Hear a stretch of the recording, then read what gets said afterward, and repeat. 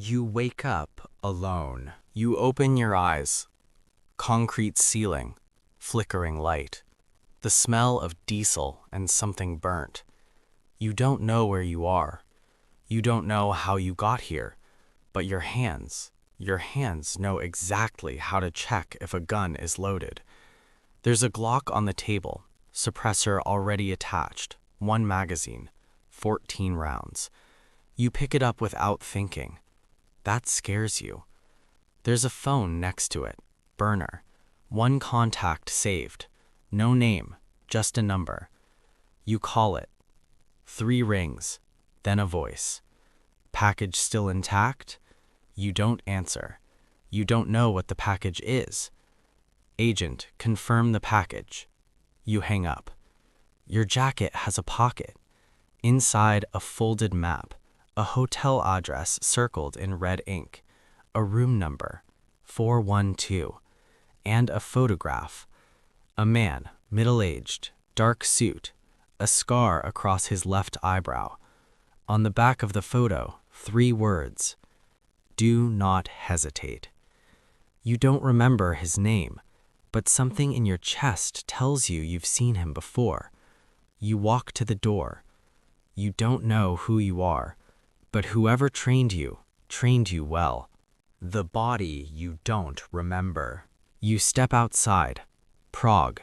You know it immediately, not from memory, but from something deeper, muscle memory, instinct. The cobblestones, the gray sky, the Vltava River 2 blocks east. You've been here before, you just don't know when. Your body moves on its own, hugging walls, avoiding cameras, checking reflections in windows. You stop at a cafe, order coffee in Czech, flawless accent. The barista doesn't blink. You sit near the back, start piecing it together. Your name might be Daniel. There's a faded tattoo on your inner wrist, a small compass. Government issue if you know what that means. You do. Your shoes are expensive, Italian leather, but your knuckles are scarred, both hands. Whoever you are, you've been doing this a long time. You check the hotel address again, half a mile north. The phone buzzes. Text. Same number. Clock is running. 6 hours. 6 hours until what? You don't know. But something deeper, something underneath the fog knows this matters. You finish your coffee, leave exact change, no tip, no trace. You learned that somewhere. Room 412. The hotel is old, Eastern European Gothic, the kind of place where cash gets you anything and questions get you nothing. You pay at the front desk, cash, fake name. The clerk doesn't look up. You take the stairs, never the elevator. You know this without knowing why. Room 412. You stand outside for 30 seconds, listening. Nothing. You don't knock. You pick the lock in under 12 seconds.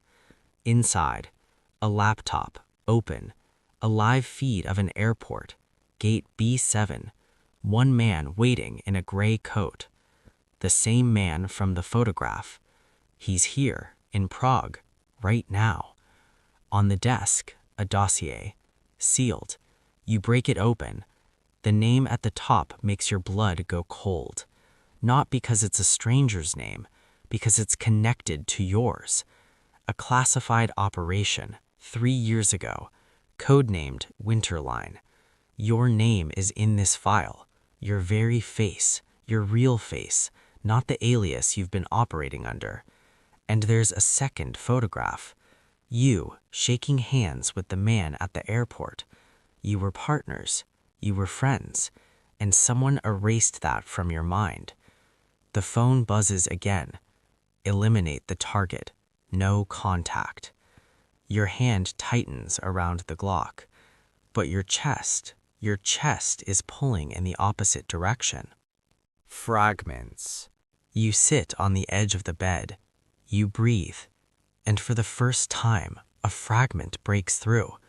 A bar, somewhere in Beirut, loud music, cigarette smoke. The man from the photo laughing, pouring whiskey, saying something you can't quite hear. Then nothing. Gone like smoke. You press your knuckles against your temple. Another flash. A debrief room. Fluorescent lights.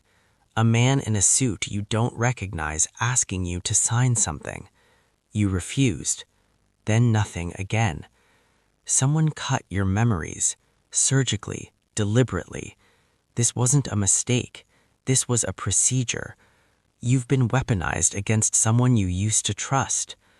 You look at the live feed again. The man, your target, is still at gate B7. He hasn't moved. He's not trying to run. He's waiting. But for what? You check the dossier deeper, past pages you almost missed. A secondary objective, buried at the back, small print. If asset shows signs of memory recovery, terminate asset. The asset, that's you. Whoever sent you on this mission didn't just want the target dead, they wanted you gone too. The real mission. You move fast now. You strip the room, wipe every surface, cake the laptop, the dossier, the phone. You can't go back to whoever sent you, but you can go forward. Gate B7, 22 minutes if you move now. You take the stairs down, through the kitchen, out the service exit. The streets of Prague blur past. Your mind is working now, not on instinct alone, but on calculation. Whoever ran the Winterline operation wanted something buried, something you and this man both knew. They couldn't erase him, so they tried to use you to do it for them. But they made one mistake. They didn't erase enough. You enter the airport through a staff entrance, badge from your jacket pocket. You didn't even know you had it. It works. Of course it does. You reach gate B7. The man in the gray coat sees you from 30 feet away. He doesn't run. He nods, like he was expecting you, like he knew you'd come back. You sit across from him, gun inside your jacket, hand on the grip. "How much do you remember?" he asks. "Enough," you say. He slides a USB drive across the seat toward you. Then you already know this is bigger than both of us. Winterline. His name is Kovacs, Victor Kovacs, former CIA Eastern Europe Division, your handler for 4 years. He talks low and fast, old habit. Winterline wasn't just an operation, it was a weapons program, off the books, funded through ghost accounts across 7 countries. And 3 years ago, you and Kovacs found the paper trail. Names, senior names, people still in power, people who had spent years building something the agency would never officially sanction. You were going to expose it. Then everything went dark. They brought you in for a routine medical evaluation. You never came out the same. Selective memory suppression, experimental, developed by a contractor the CIA has used for 15 years. They didn't kill you because you were too good an asset to waste, so they reset you instead. And now someone is cleaning house. Kovacs is next on the list. You were supposed to be the instrument. The USB contains everything. Names, transactions, locations of sites still active. If we get this out, Kovacs says, they lose everything. You look at him. You don't fully remember this man, but somewhere underneath the procedure, there's loyalty. Real loyalty, the kind that doesn't erase clean. Who do we send it to? You ask. He pulls out a second burner phone. Someone who's been waiting 3 years for us to come back. Everyone is watching. You leave the airport separately. Kovacs goes east, you go north. 30 minutes later, you feel it. A tail. Black sedan, 2 cars back, consistent distance, professional. They know you made contact. You turn down a narrow street, market stalls, crowd. You disappear into it. The sedan stops, 2 men step out, not police. Their suits are too clean, their eyes are too focused.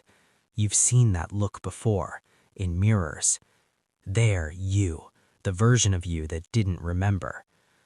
You move through the crowd faster, left, right, through a bakery, out the back. You hit the safe house Kovacs gave you, a rented apartment above a pharmacy, 3rd floor. You barricade the door, open the laptop, plug in the USB. The files load, and then your burner buzzes. Not the number from before, a new one. You answer. Silence, then breathing. Then a voice you don't expect.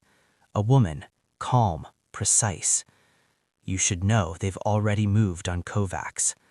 Your stomach drops. Who is this? Someone who also survived a reset, twice.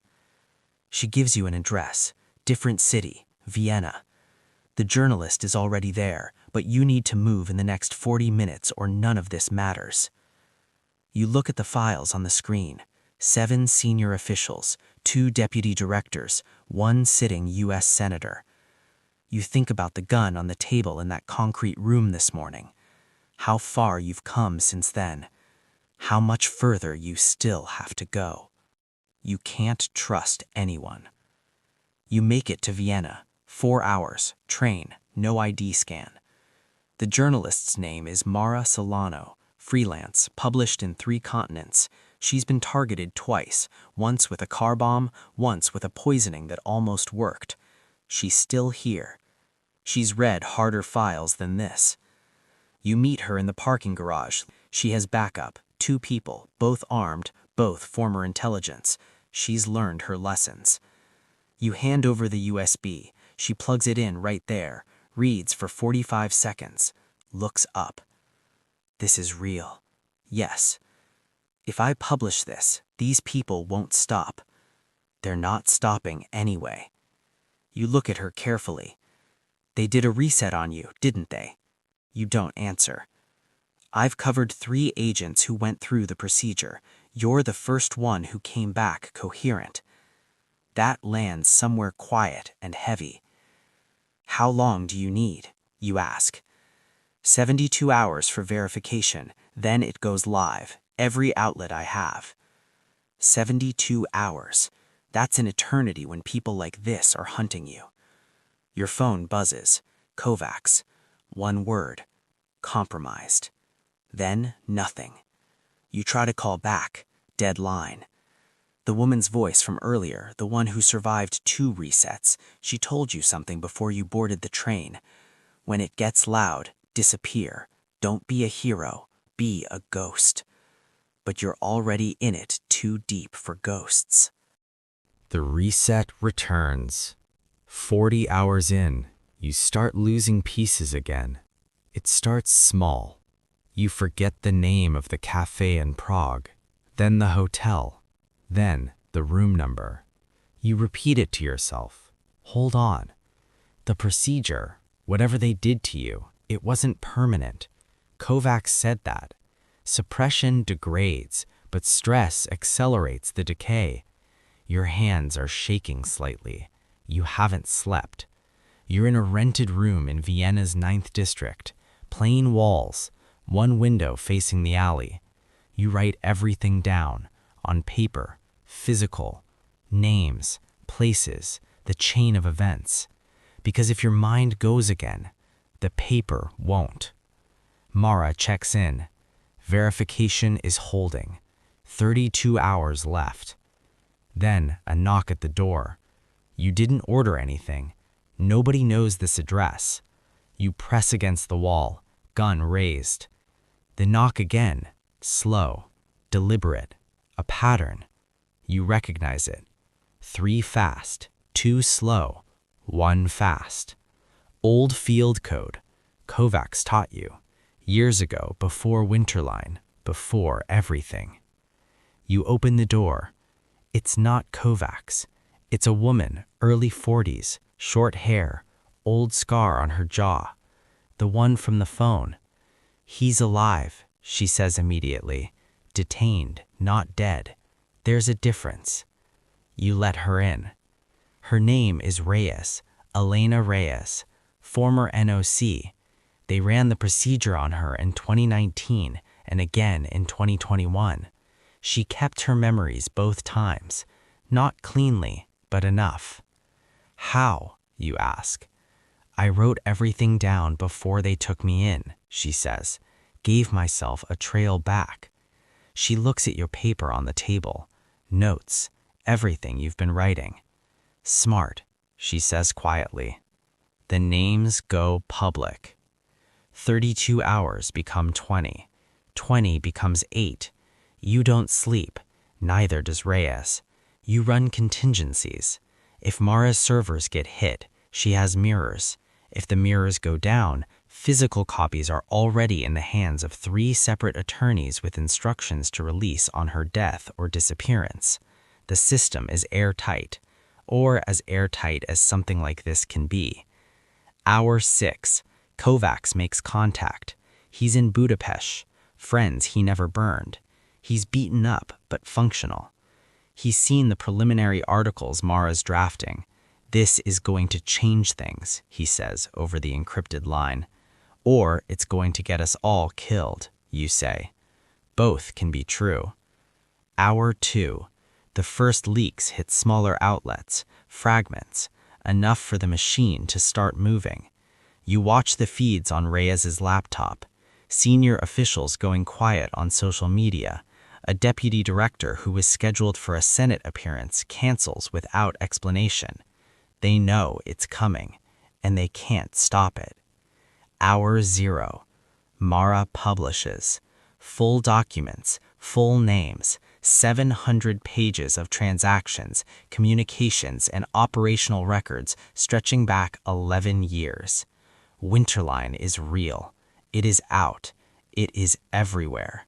And for exactly 40 minutes, you let yourself breathe. What they take from you. Then the power shifts. Not all at once, slowly, like water rising.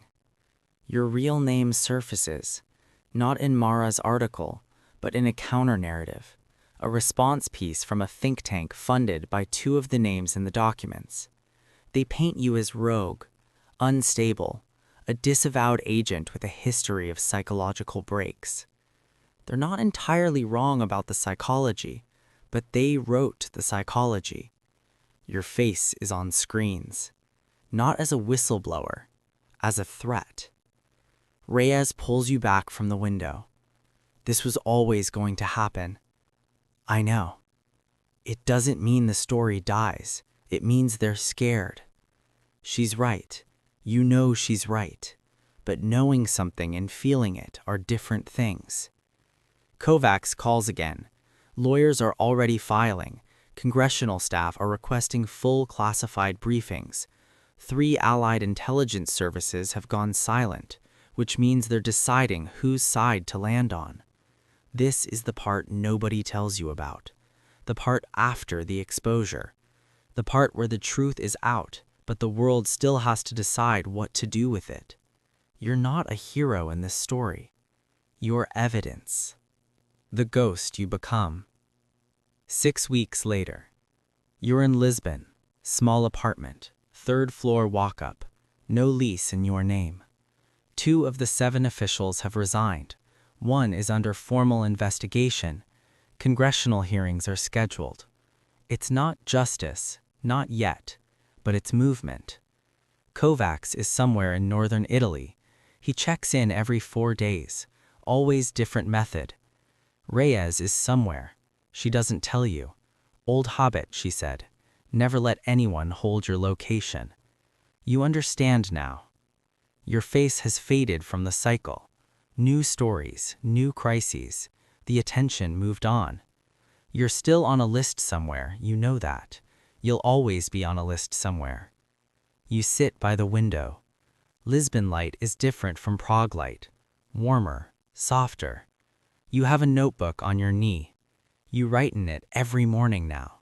Everything from the day before. Every name, every number, every face. Not because your memory is going again, but because you know what it means to lose it. You write to preserve. You write because the procedure proved one thing above everything else. Memory is the only thing that can't be classified, can't be redacted. If you protect it, they can't take it. The burner phone on the table lights up. Unknown number. You look at it for a long moment. Then you answer, because you're still in this. You're always still in this. The voice on the other end says 2 words. Level 1. And somewhere in your chest, deep below the scars and the fragments and the things they tried to erase, you already know what comes next. You just don't know if you're ready.